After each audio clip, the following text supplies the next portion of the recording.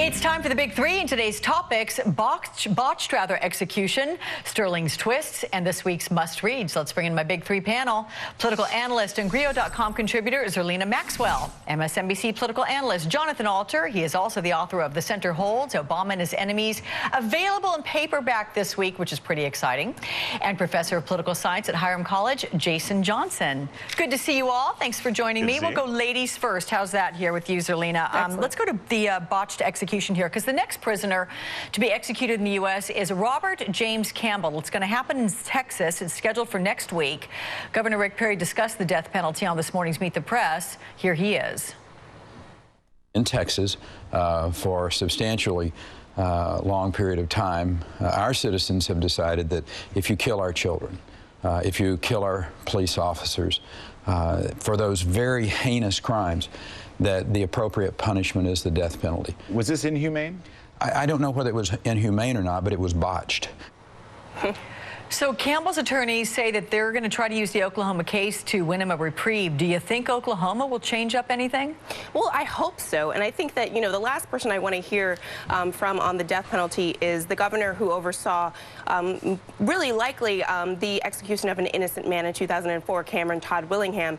And so, you know, Rick Perry is not the person I'm looking to talk about this in a very serious way, because I think Oklahoma really needs to look in the mirror here, because really what happened was a human science experiment, and there is no way you can look at the facts of this case and what happened this week and say that what happened was humane.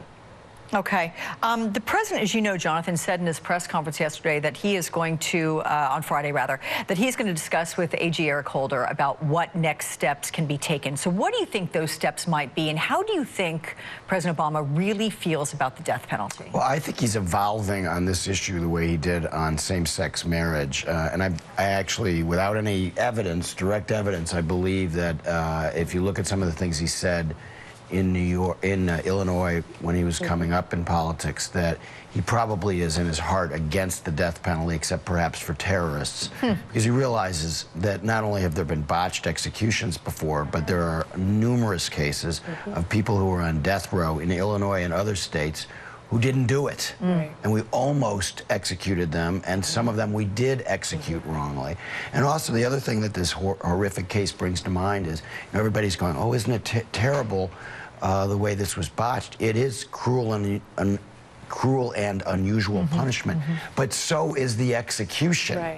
You know, so some of the people who are so upset about the botched execution are not upset about killing people. And Justice John Paul Stevens, just one other thing, Alex, has a new book out, and he says that the Constitution should be amended so that when it talks about cruel and unusual punishment, it says including execution.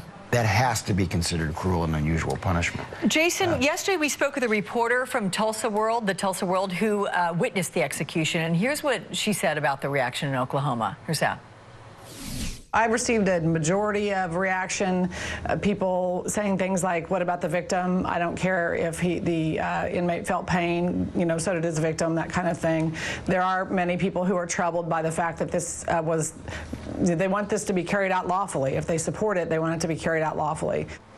You know, Jason, that is a legitimate issue. I mean, you could say that far more concern is being shown for Clayton Lockett than he showed for his victim, Stephanie Neiman. So does he deserve sympathy? I don't think he deserves sympathy. He killed somebody and then helped other people bury her alive.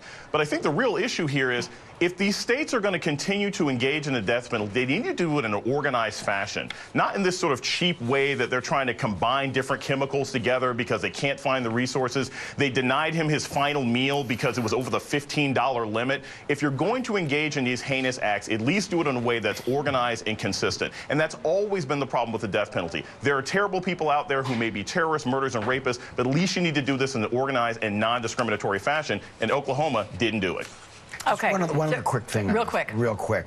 So you've got libertarians who believe the government messes up everything it touches except the death penalty.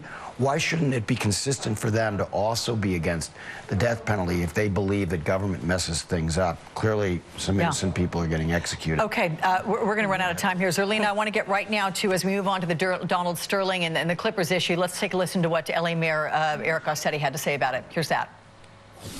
I think he is very proud of his journey. It's kind of part of the American dream to come from nothing and to suddenly be a billionaire. But I don't believe he realizes what the sting of those remarks are, that for folks who have overcome so much to be African American in this country and to still face some of the racism.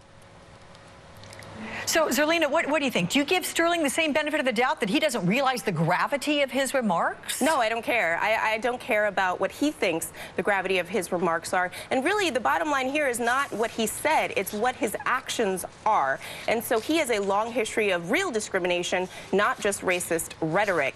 And so, you know, discriminating against Mexicans and blacks in his housing practices, along with his wife, is really what is troubling about this story and why he needed to be removed from the head of the Clippers, because, you know, you can't have someone who has these feelings and behaves in this manner being in control of black players. Okay. Listen, guys, we're going to have to leave that discussion right there because we got a break to hit, and the must-reads are next. Don't want to mess with that. We'll be right back. Constipated?